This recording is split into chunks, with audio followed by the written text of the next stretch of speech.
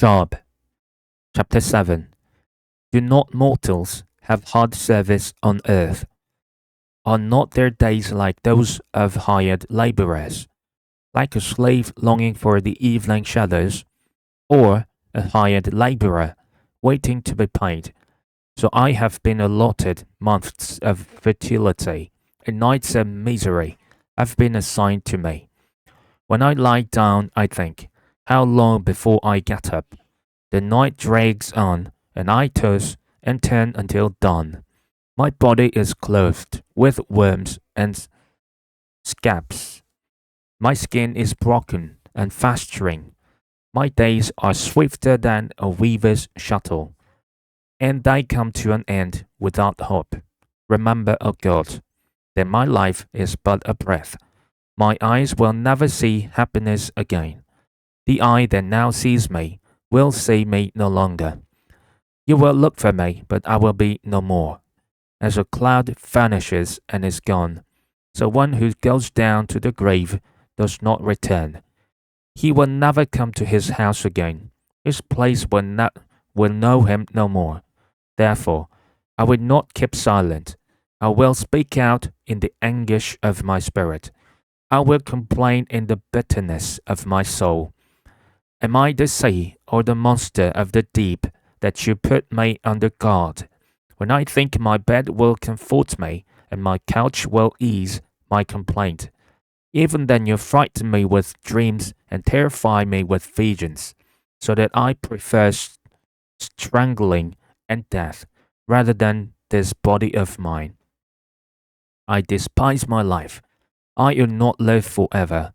Let me alone. My days have no meaning. What is mankind that you make so much of them, that you give them so much attention, that you examine them every morning and test them every moment? Will you never look away from me? Oh, let me alone, even for an instant. If I have sinned, what have I done to you? You who see everything we do. Why have you made me your target? Have I become a burden to you? Why do you not pardon my offenses and forgive my sins? For I will soon lie down in the dust. You will search for me, but I will be no more. Job chapter 8. Bildad. Then Bildad the Shuhite replied, How long will you say such things? Your words are a blustering wind. Does God pervert justice? Does the Almighty pervert what is right? When your children sinned against him, he gave them over to the penalty of their sin. But if you will seek God earnestly and plead with the Almighty, if you are poor and upright, even now, he will rouse himself on your behalf and restore you to your prosperous state. Your beginnings will seem humble, so prosperous will your future be. Ask for former generation and find out what their ancestors learned. For we were born only yesterday and know nothing, and our days on earth are but a shadow. Will they not instruct you and tell you? Will they not bring forth words from their understanding? Can papyrus grow tall where there is no marsh? Can reeds thrive without water? While still growing and uncut, they wither more quickly than grass. Such is the destiny of all who forget God. So perishes the hope of the godless. What they trust in is fragile. What they rely on is a spider's web. They lean on the web, but it gives way. They cling to it, but it does not hold.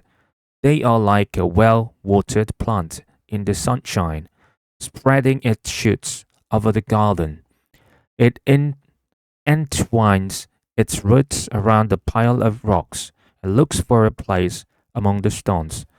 But when it is torn from its spot, that place disowns it and says, I never saw you. Surely its life withers away, and from the soil other plants grow.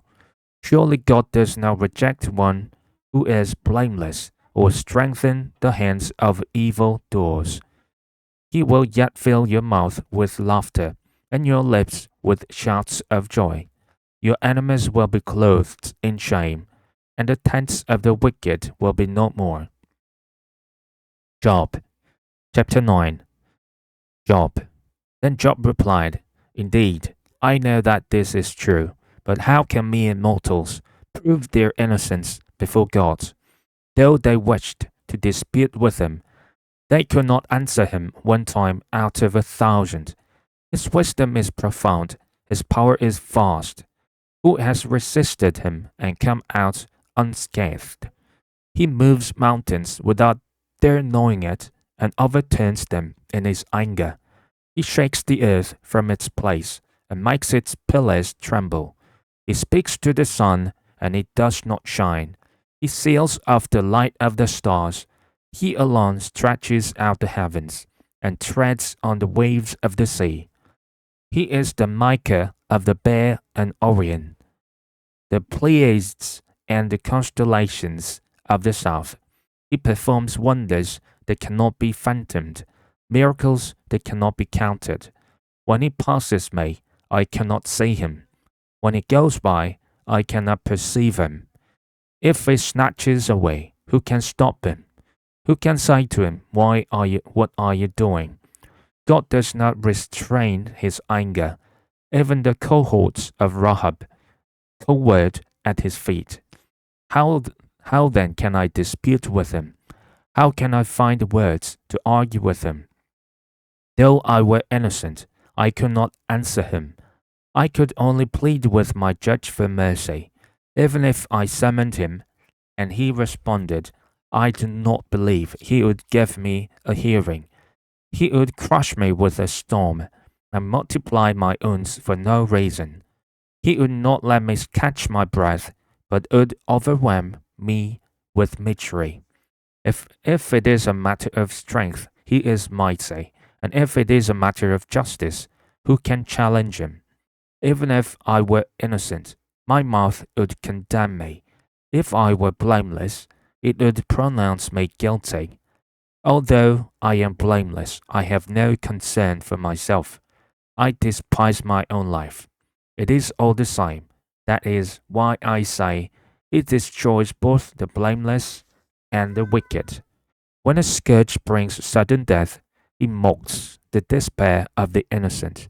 When a land falls into the hands of the wicked, he blindfolds its judges. If it is not he, then who is it? My days are swifter than a runner.